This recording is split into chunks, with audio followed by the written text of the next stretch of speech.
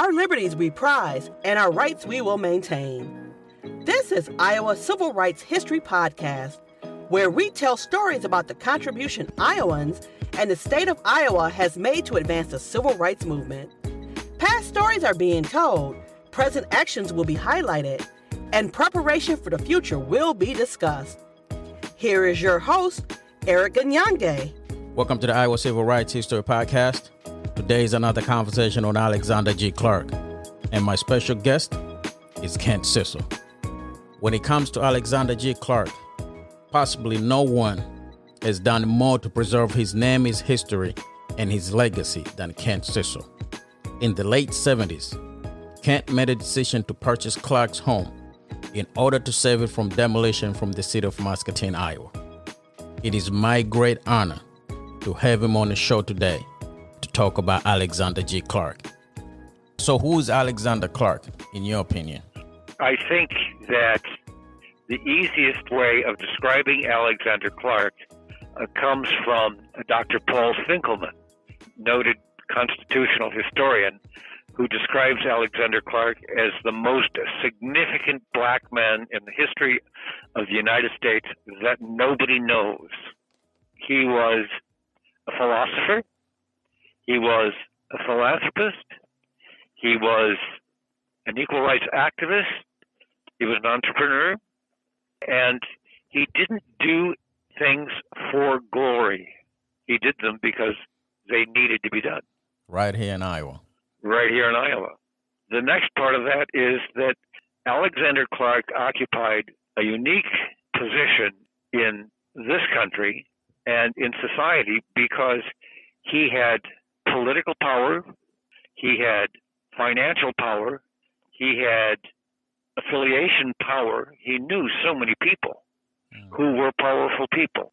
And as a result, he believed in the church or churches, education, and equal rights. All those things he had, it just gave him a lot of influence. That's right. Why his name is not known as Frederick Douglass?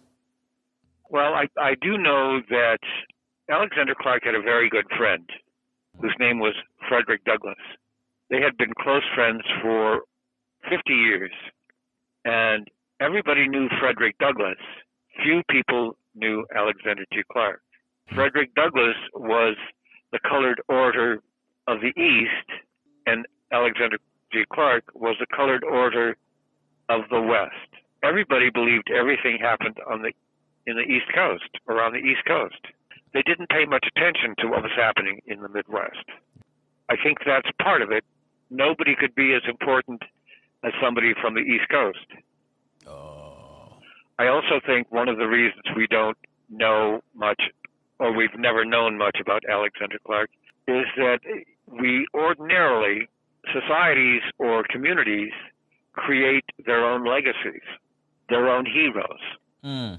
And the black community has not really created all of the black heroes that they should. I agree. That they should have. Let me put it that way. Yeah. And in part, that's because white society doesn't want them to have it. How many black heroes do you need? Yeah, you already got Frederick Douglass. Why you need to bring it up Alexander Clark? Right. And Frederick Douglass traveled around the country speaking and getting paid for it. Alexander Clark didn't get paid for it. He used his own money to pay for this stuff. But Alexander Clark, or Frederick Douglass, was a freed slave.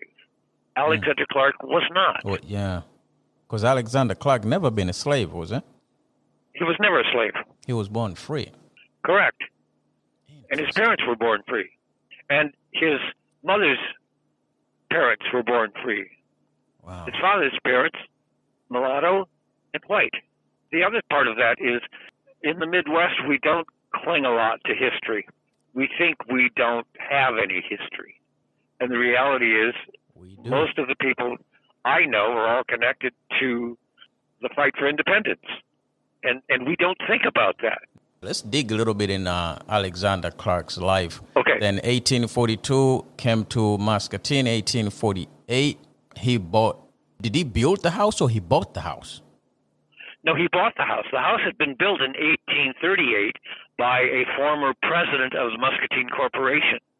Whoa. Remember that the neighborhood that he lived in was an extremely powerful neighborhood. So he bought the house that was for the president of Muscatine Corporation? Yes. One of the first mayors. But the house across the street had also been built by one of the first mayors. Do we know how much he paid for it? Oh, I don't. I don't know whether it's in the records or not.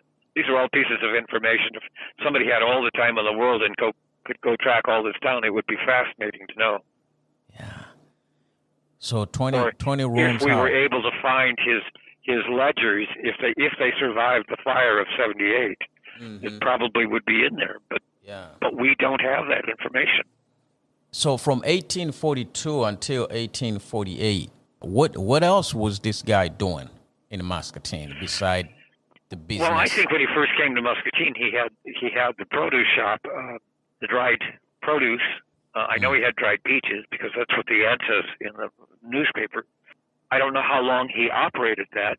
I don't think he practiced as a barber until later, because I would guess he probably sold wood to the riverboats, and he may have done that when he was a barber, practicing a barber. As the town grew and there were more and more people who needed barbers, I don't think that Alexander G. Clark was the person who was out there cutting the timber. He had the means to pay people to do it and to give them work.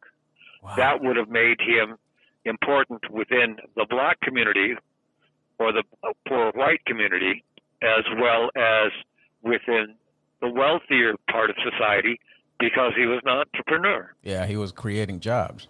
He was creating jobs. He was amassing wealth, and at the same time he was investing in real estate.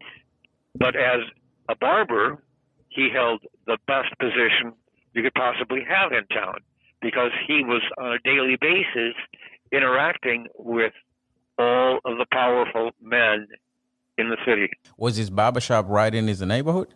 Yes. Oh, so that's another addition to that. It moved around, but at one point it was on 2nd Street. So it was right in this immediate neighborhood. So now he's living in a powerful neighborhood. Also, his business is right there. Right. And, and that's a day when men went in every day for a shave. They didn't shave themselves. Yeah. So Alexander Clark was able to mingle with all these people, which he made sense by age 22 in 1848 by the house. And also in 1848, he got married. He got married in 1848. And in 1848, there was the Jim White case. Talk about those two, his wife and Jim White. We really don't know a whole lot about Catherine. Her name was Catherine Griffin. We know that she signed some of the petitions that Alexander Clark and other people developed. I think she pretty much stayed home and took care of the kid. We think that in '78, she was in the house when the house caught fire, and she died in '79 due to smoke inhalation. She had been a slave.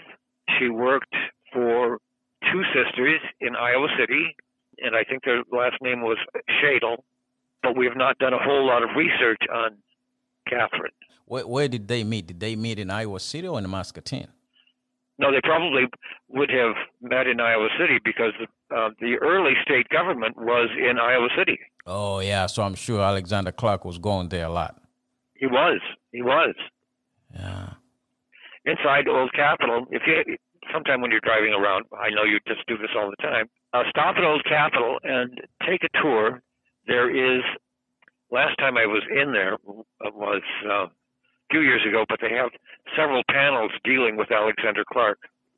Now I'm curious, how did these two cross paths in Iowa City? I think it had to probably have been some sort of a social event in Iowa City, because I don't know. I don't know that anybody knows for sure. Then also in 1848, Jim White, a slave from St. Louis. Who was living in Muscatine, yes. Yeah. How did Alexander Clark get himself involved in? I mean, he was already getting involved in a lot of things in the Muscatine. So, well, I think as soon as Jim was arrested, I think Alexander Clark knew. I think he was notified immediately. He went into action. Yeah. Some of my listeners probably will not even know who Jim White was. Do you mind to go into a little bit? Jim White was a slave. He belonged to Dr. Mary of St. Louis. Dr. Mary also had a farm in Muscatine County. And Dr. Mary would travel from St. Louis to the farm from time to time. And Jim would come with him. Jim was always in the company of Dr. Mary. It eventually came to a time when Dr. Mary would leave Jim here by himself. Jim would do whatever it was Dr. Mary asked him to do.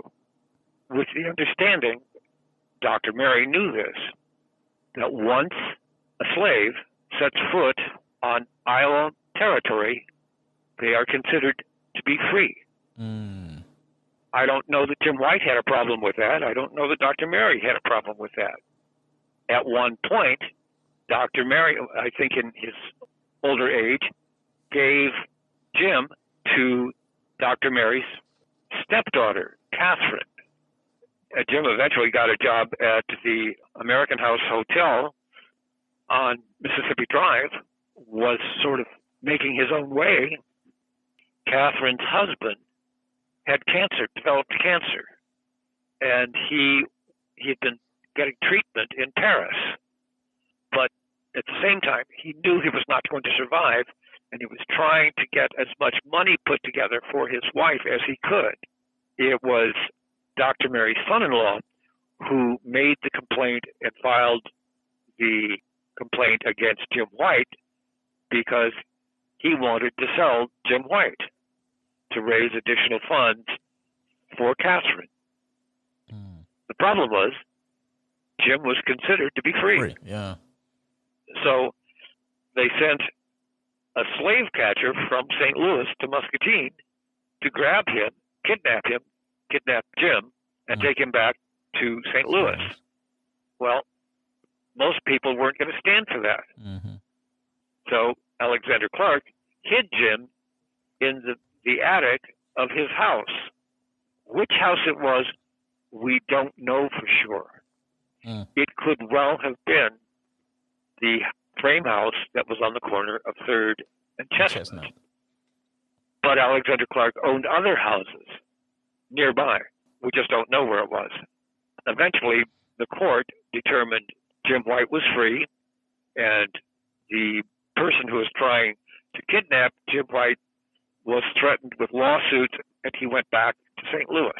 About that same time, Catherine moved to Muscatine, just up the street from Alexander Clark.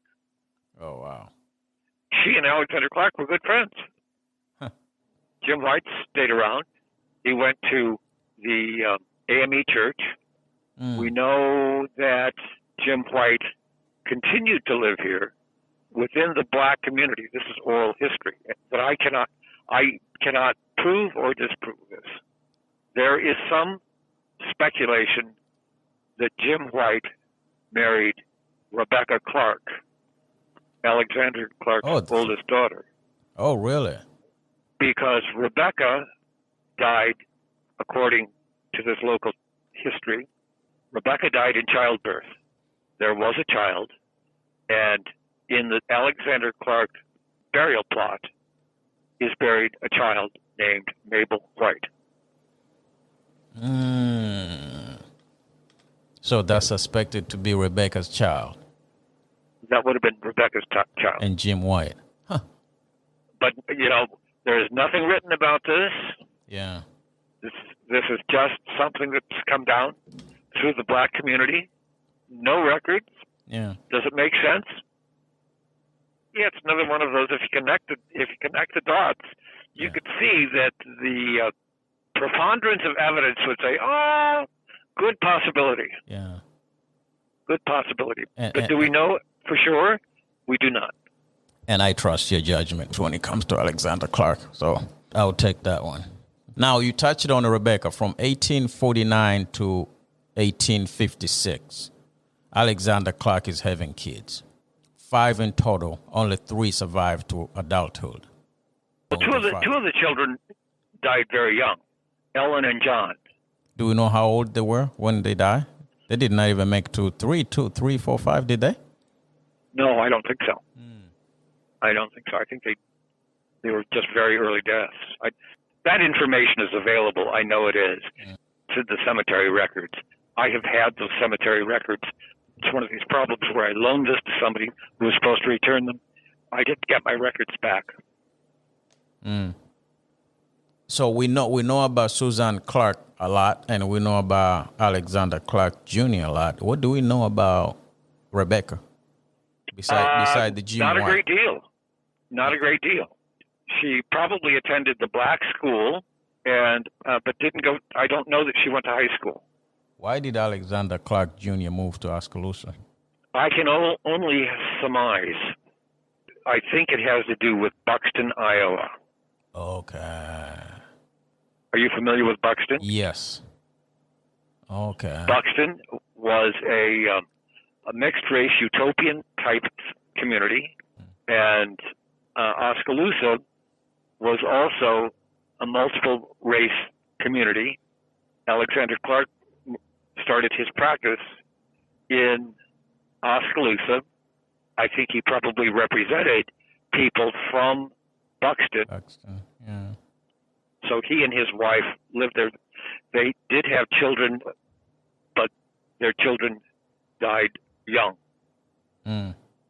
Alexander Clark Jr. was the first black graduate of the University of Iowa Law Schools. His father was second. What was going on with Alexander Clark Sr. in those years from 1849 through 1856, besides having 5 children? What else was he doing? The one event that most people are unaware of is Alexander Clark was the representative of the state of Iowa at a World's Fair. It wasn't a World's Fair, but a World's Fair in New Orleans at the city, what is now known as City Park. He represented Iowa, and this may answer part of the Alexander Clark Jr. story. He took an exhibit of Iowa mining. It was a coal exhibit. Buxton was a coal town. When Alexander Clark died, I was lucky enough to be able to buy the probate records for Alexander Clark. When Alexander Clark died, he owned a significant amount of stock in the Consolidation Coal Company, which owned Buxton. Wow. The business acumen of this guy was something. It's amazing. It's amazing. But one of the points I want to make out is it may well have been that Alexander Clark Jr. moved to Oskaloosa to look after Alexander Clark's affairs with that company. Oh, okay. That will make a lot of sense.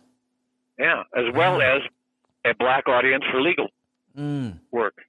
That's the type of stuff that my mind starts to work on in the middle of the night. How did all of this stuff relate? And every once in a while, I do come up with something that makes some sense. But Dan, and I'm going to ding Dan, he would tell you, well, that's probably not true because you can't prove it. Of course we can't prove it. We don't have any records. But the preponderance of evidence would indicate there was a reason. Alexander Clark Jr. went to Oskaloosa. And part of that evidence might be Alexander Clark Sr. owned stock in the Consolidated Coal Company. Yeah, because, if I was Alexander Clark Jr., I would want to stay in Muscatine because that's where there's a lot of influence there. My father has and our family name has. Why would I want to go somewhere else to start something new? Well, I can only assume. I think the 3 surviving kids I don't know how well they were treated after the Susan Clark case. I think there was there may have been retribution. It could well be that that's why the house was burned. I think Rebecca kept to herself. Susan married and moved away. Alexander Clark moved away. I think that the influence and the legacy of their father may have been difficult to live with. I don't know that for sure. You might be on something, because I mean the house was destroyed on fire in 1878. Right. And the Iowa Supreme Court on that case was 1868. So maybe there's part of the community were not happy about that. Could well be. Yeah, could well be. Black man who had overstepped what they thought was his social bounds. He did not stay on his place. Correct. Yeah. So the kids probably were paying a price. I think it's possible. I think that when the Susan Clark lawsuit was filed, I think that was not I don't think that was done for anything acrimonious. I think that was just true civil rights. I think the response was acrimonious. People were offended. Yeah. I want to get back to the Susan case. How far was this grammar school that Alexander Clark sent Susan and ended up suing? 2 blocks. 2 blocks from that 3rd and Chestnut Street? Yeah. And how far was the black school? Oh, almost a mile. But the black school only didn't offer high school classes. And I'm not sure that it really offered much more than 6th grade education. I don't know for sure. I know that the Clark kids continued going. To the black school. To the black school. Yeah. What was his basis, Alexander Clark Sr.'s basis on suing the school? Kids deserved an education. All kids deserved the same education. And I'm sure he did not feel like the black school was offered good education at all. It didn't provide any advanced education. Alexander Clark paid for the teacher at the black school. Oh, really?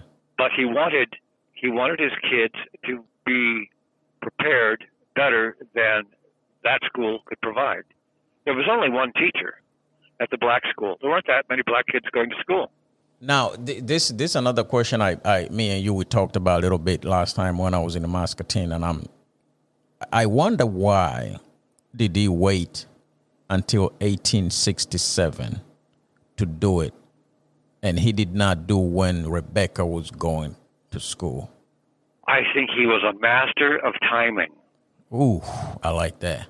I like how you put that. Because I think it was all timing.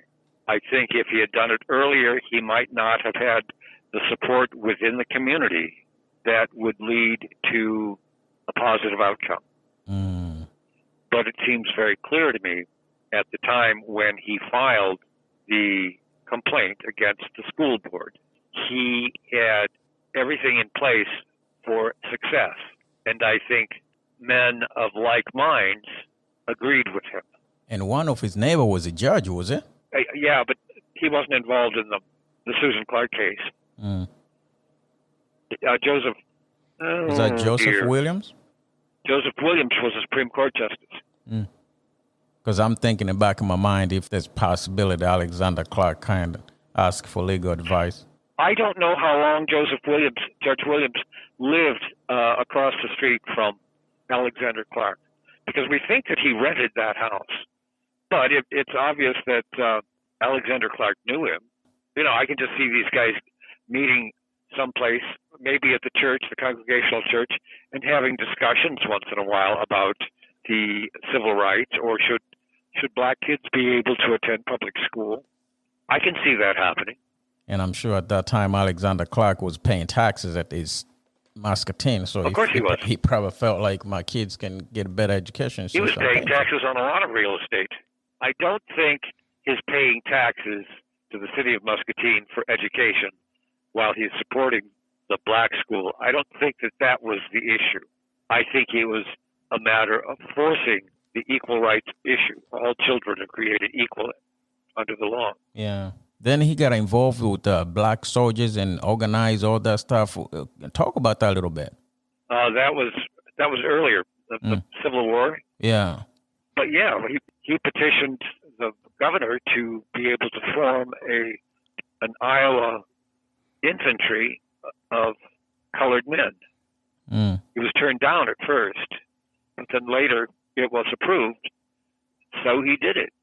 And part of what he was doing, he was also traveling at the time up and down the Mississippi River. He was lecturing at Prince Hall Masonry, Masonic organizations, wherever they had their temple or meeting rooms.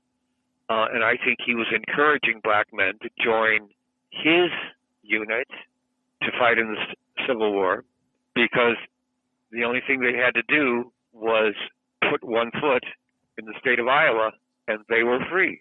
And all of the soldiers mustered in or registered at Keokuk, southernmost city in Iowa. Did I hear this right? In 1873, President Grant appointed him as an ambassador to Haiti, and he turned it down? If that date is right, that is the case. The money was not enough for him? The stipend was not enough. And he still had his kids here. Yeah. He was making money in Muscatine. Yeah. Why should he give it up to take a position in Haiti? Paying less than the money I'm making in Muscatine. Right. And Haiti wasn't a whole lot better then than it is now. Mm-hmm. Unfortunately. Yeah. What else do we know about him, or his accomplishment from 1879 there going forward until his death? We know he owned the Conservator newspaper in Chicago. He was editor and publisher of that. He bought the newspaper from the man who became Ida B. Wells' husband, and later they bought it back from Alexander Clark before he went off to Washington to do various things. Okay. We know that he was considered for the position of Recorder of Deeds in the District of Columbia, but he was offered the position in Monrovia in lieu of that. We know he was traveling around the country during the centennial, giving talks. You have done so much digging about him, so much research, and I love that background, the story about his father, his mother, his grandparents. That's one part. I think that's very important. Very important. That's the part I think I haven't seen that written anywhere. It's not. Yeah. It's not. But my brother and I took several days, almost a whole week, traveling in Pennsylvania and a couple of other places, looking for this documentation. Washington, Pennsylvania, which is the county seat for Washington County, does not have the best recording system of documents. They would not allow you to handle the documents. It could take a whole day to get a single document because somebody had to go find it, and they didn't know where it was. I'd love to go back there again if they've got everything computerized. But we also got a great deal of information from the Washington County Historical Society. On Alexander Clark and his family? No, just it's early stuff. Oh, okay. And it's combined in with records of the schools, reports, letters from the State Department of Education to the local county about how good the black school was. This is research that somebody else had done and typed up for a talk and then gave the Historical Society a copy. They made a copy and gave it to me. But again, we can't always have primary information. Mm-hmm. Thank you for that hard work, man, because if people like you did not step up and do the work, all this thing would be gone. All of the stuff would be gone, yeah. Yeah. Right now, I'm trying to get people to focus on just that aspect of Alexander Clark living with Dr. Eli Reynolds in Drury's Landing. Oh, wow. What was the population of Muscatine when Alexander Clark moved there in 1842? My recollection is that in about the time that Alexander Clark settled here, 1842, there were only about 500 people living in Muscatine. That's not much. No, that's why it didn't make sense to have more than 2 barbers. Later it did. In 75, the population of the city of Muscatine was about 7,400. The black population at that point, which is about, things were waning at that point, was 160. In the 1850s, we were the center of black community, black population in Iowa. But other places had more work for them, I'm sure. Yeah, for some reason I was thinking it was Davenport. A lot of people moved to Davenport from here. But originally, before Davenport really developed, Muscatine was the center of the black population. It doesn't mean that there were thousands and thousands. It's just that that's where the predominant number of black people were living, because the state wasn't well populated. Mm-hmm. Why did he want to study law? Why did he want to study law? Yeah. We know that he was encouraged by a number of people, primarily newspaper editors. They realized that he was a very smart man and that he needed some credentials around, behind what he was saying. So I think that's the reason. And he did not practice law in Muscatine, did he? Well, I couldn't tell you specific things that he did. I think he probably did. I just don't think that he was too busy doing other things. And in 1883, when he had a law office in Chicago, but he had the newspaper there as well. The University of Iowa says that he had an astonishing law business in Chicago, and we know that that's not true. Because if you read the history of the University of Iowa Law School, there is a footnote for that piece of information, or a footnote number, no footnote. That portion of the history of the University of Iowa Law School was made up. They just wrote it. Oh, God. I mean, it's a disaster. Even the law school says it's a disaster. Oh, geez. They didn't know what people were doing. They just made it up. That's not But good. the one thing that did come out of all of that I find interesting and somewhat supports a feeling that I had was that the G of Alexander G. Clark probably stands for George. Oh, okay. Okay? That would make sense. It was the tradition to name children after grandparents. Grandparents, yeah. Male child after the Grandfather. the mother's father, and as George was, Alexander George. The kids, however, Ellen and John G., the G in those names, and maybe even the G of Alexander G. Clark Jr. Stands for Griffin. Griffin. Interesting. He could still be a junior because he didn't use his middle name. University of Iowa had a photograph of Alexander Clark Sr., and somebody had penciled in the margin, George, which made us just a little suspicious. And then I started, really tracking down how were kids named, and they were named after their grandparents. We don't have many pictures of Alexander Clark or Alexander Clark family. We do not. That's also interesting. Well, if there were photographs, they probably would have been in the house. Oh, burnt. Yeah. No, and if there were ever ledgers, which Alexander Clark probably did keep, they were burned. Oh, yeah, because he was a businessman, so he definitely had to keep ledger. Sure. And/or those ledgers, if they survived the fire, would have probably gone to Alexander Clark Jr., and nobody cared what his dad had done when Jr. died. So I don't know what happened to him. Man. On the newspaper, the Chicago conservative newspaper that he bought, I read somewhere say a pen that dipped in acid. That was his writing style. What does the pen dipped in acid mean? I read that somewhere. He was sharp-tongued. Ooh, that's what they meant. Yeah, he told it like it was. Oh, boy. We call that truth. Right. But most of the writing during that period of time was very floral. They made everything sound super stupendous. And Alexander Clark told the truth. And he didn't mind calling people out. Did he create a lot of enemies doing that? I don't know. Maybe that's why his house was burned. We don't know. Yeah. Why did he want to own a newspaper? Because Frederick Douglass had a newspaper. It's part of what you did. And the engraving that we have of Alexander Clark that was in the Prince Hall history and the portrait of Frederick Douglass that is the most well-known, that is in the Getty collection, were both done by the same artist in the same studio at the same location in New York City. I don't know whether there was competition. I think they were friends. But I think there might have been a little rivalry Frederick Douglass was director of deeds for the District of Columbia, which was a position that Alexander Clark wanted a national position. And Douglass was offered the ambassadorship to Haiti, so he was going to be leaving D.C. Alexander Clark wrote a letter to Douglass reminding him that they had had a conversation with the president at Douglass's house about perhaps Clark taking over the recorder of deeds. Yeah. But that didn't happen. Clark got Monrovia instead.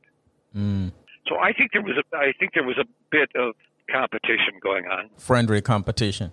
I think it was friendly. So why did he take that long for his body to be brought back? Was that transportation? From the time he died in Haiti? Alexander Clark? Yeah. From Liberia. Yeah. I don't think they knew what to do with it.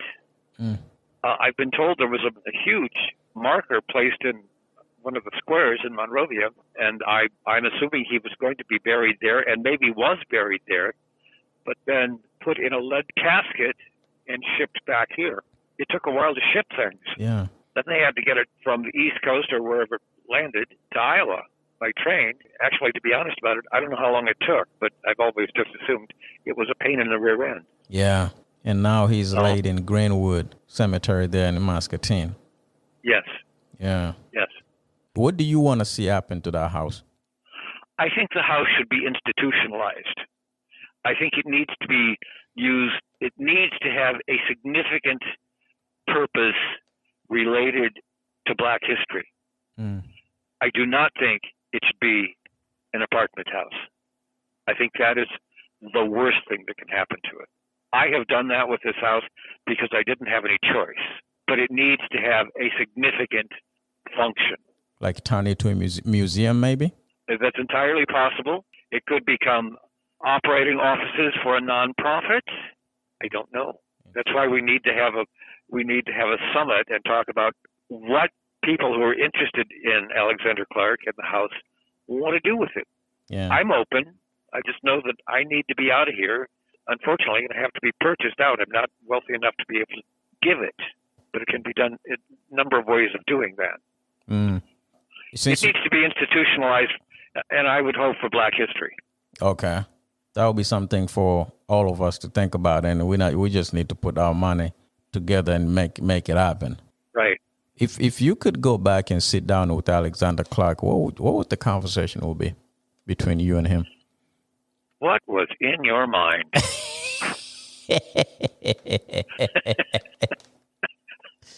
What the hell were you thinking?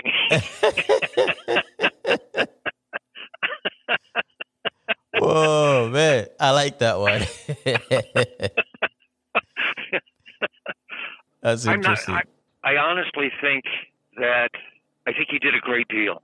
And I think he accomplished a great deal in a society that didn't care. And I applaud him for his life's work. I know exactly how he feels. When you try to do the important things and the community really don't care.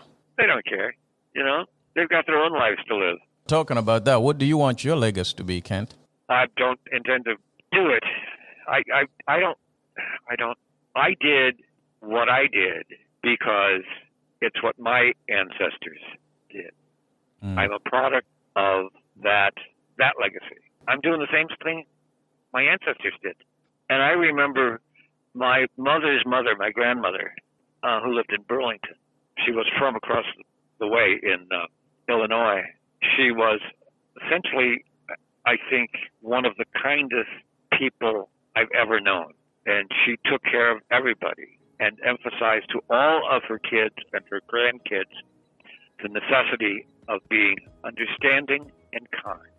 My legacy, I would like to be just respect each other. Amen to that. Yeah, amen to that. Well, that was Kent Sissel, man, the top-notch historian on Alexander G. Clark. You better believe it. Hey, thank you, my friend. Thank you very much, Kent, and thank you for advancing the civil rights history, man, and the movement for teaching us about Alexander Clark. Absolutely. Yeah, we're gonna keep doing it. Absolutely. Okay. Thank you for your time. Thank you. Yep. Bye-bye. Bye-bye.